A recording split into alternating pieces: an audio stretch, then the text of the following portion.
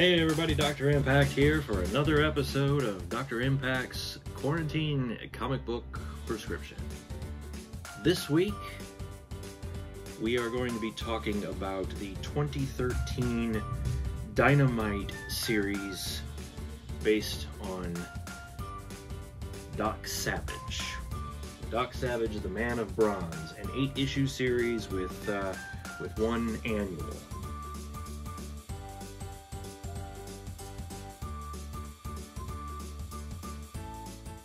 You'll hear some thunder and maybe even see some lightning or something, you know, kind of trying to peek through the window here. It's raging outside as I record this. So before I get into the Dynamite books, I do want to say that I am a fan of the original Doc Savage novels. Obviously, you know, we're still all packed up here, awaiting the stay-at-home orders to be lifted so that we can start shooting our fan film based on the Mighty Crusaders. As you can see, they're all up here behind me. You know, obviously that's not the case right now, so we have a lot of stuff in boxes, but I do have a couple of the Doc Savage books that I did keep out. Some of my favorites that, you know, depending on how long this stay-at-home order goes, I may like to try to reread. I read Doc Savage for the first time, I would say I was somewhere around 14, maybe 13, something like that. And I actually did not start with the first book. The first Doc Savage book I ever read is the 8th book in the Bantam series. But the Bantam series from the 60s themselves were reprints of the original pulp magazines and novels from the 30s and 40s. So it's the reprint issue number 8, but in the original run, in the original order, it is the second Doc Savage adventure, The Land of Terror. This was my introduction to Doc Savage because I am a sucker for dinosaurs of any kind, man. Doesn't matter what it is, I'm just a sucker for them. You know, the one thing that I've always found interesting is that Doc has never quite latched on to the comic book scene fully. I think Dell or Gold Key did one, and then various different underground companies have done them. Marvel had a run of Doc Savage for a while. DC had a run of Doc Savage for a while, twice or 3 times maybe, I think. And one of those times I think they even tried to integrate him into the DC multiverse somehow, like he was on a separate Earth with a 30s version, like a noir version of Batman and the Shadow, and I don't know, it just, you know. Anyway, I like Doc Savage in all incarnations, but the comics just never quite captured what the books were. 2013, Chris Roberson, not to be confused with original Doc Savage writer, pen name, Kenneth Robeson. Chris Roberson did the Dynamite series.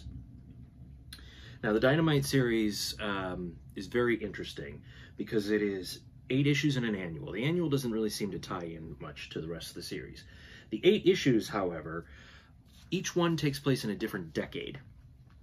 And as such, they had to find some way for Doc's life to extend. So he had taken some sort of miracle cure drug thing in the early issues of the series that extended his life. So therefore, he could be an adventurer in the 20s and the 30s, and he can be a veteran of World War I and still be alive in 2013 or 14, whenever these were made. As a Doc Savage fan, as a hardcore fan, this isn't really Doc Savage. The first couple of issues are. The issues that take place in the 30s, the 40s, and I think the third issue is in the late 50s or 1960, one of the two. And those are pretty close.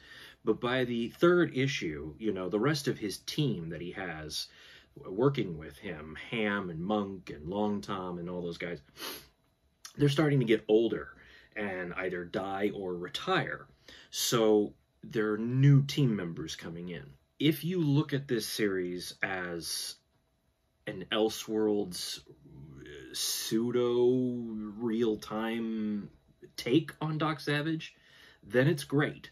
Then it's really fun, and it does kind of capture, for the most part, some of the essence of the original novels.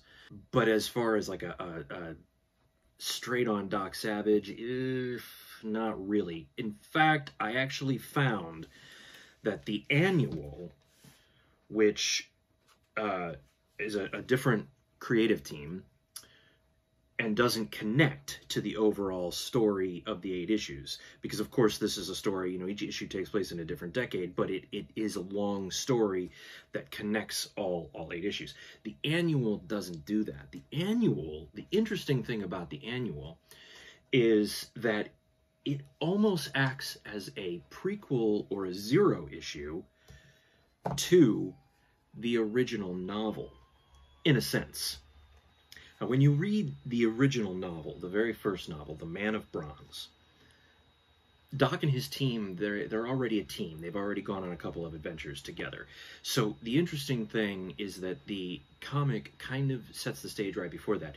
The novel also talks about how Doc's father, Clark Savage Sr., has gone off on a different expedition.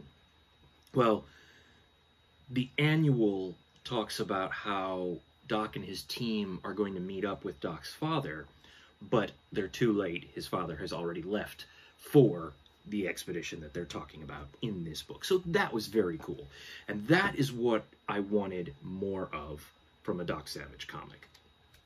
You know, Doc Savage is the first superhero, in my opinion, and I think many other people. He predates Superman, he predates Batman, he predates everybody. Doc Savage is the first to have a secret base in the novels that he goes to, which is located in the Arctic, that he does call the Fortress of Solitude. Superman's name is Clark Kent. Doc Savage's name is Clark Savage.